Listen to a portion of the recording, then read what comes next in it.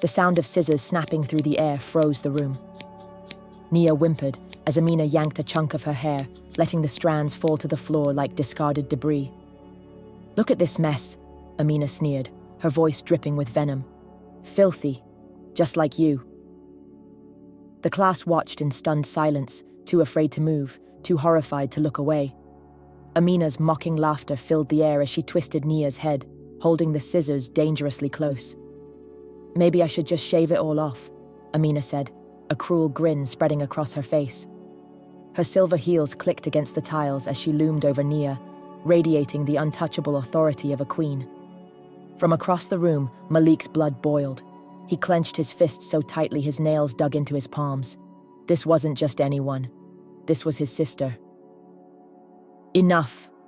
Malik's voice cut through the tension, his chair scraping loudly as he shot to his feet. Amina turned, her smile widening as if she had been waiting for this moment.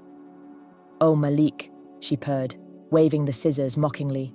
"Come on then, be a hero. Let's see what happens." Amina had ruled Nyumbani Secondary School for years. The daughter of a powerful senator, she wielded her father's wealth and influence like a weapon. Teachers ignored her antics, students bowed in her presence, and even the principal dared not cross her. She didn't just walk the halls, she owned them. The echo of her heels was a warning, a reminder that defiance came at a cost. But today, Malik decided he'd had enough. Malik stormed toward her, his steps quick and deliberate. "Let her go," he demanded, his voice trembling with anger. Amina's laugh was cold and sharp. "Or what? You'll stop me?" In one swift motion, she swung the scissors toward him. Malik dodged, his hand shooting out to grab the blade. The sharp edge grazed his palm, a thin line of blood appearing, but he didn't flinch. He ripped the scissors from her grasp and threw them to the floor. The room was deathly silent. For the first time, Amina's mask of invincibility cracked.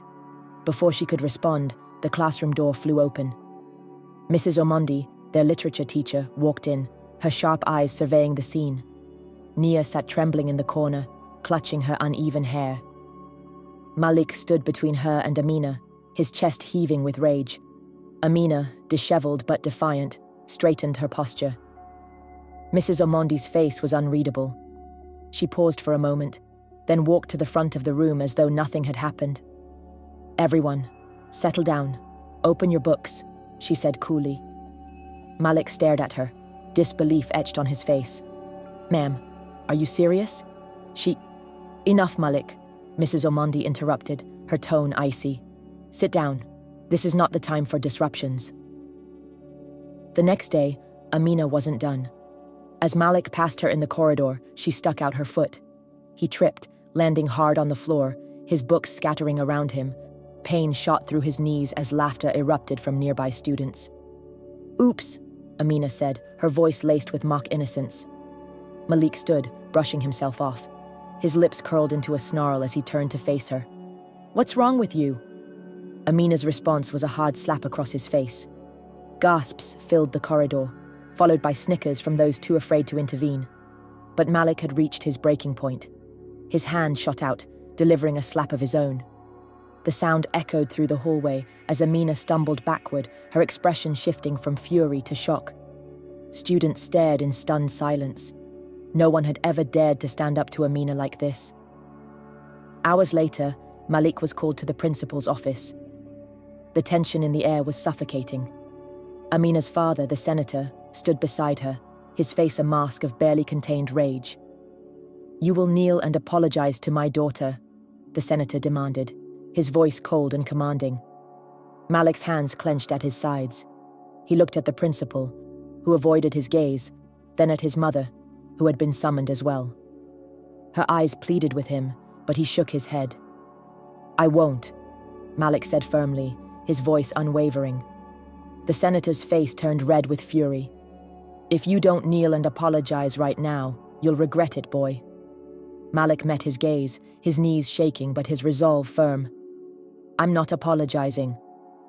The principal sighed, his voice trembling with frustration. "Then you leave me no choice. Malik, you are expelled. Effective immediately." Malik walked out of the school gates with his mother by his side.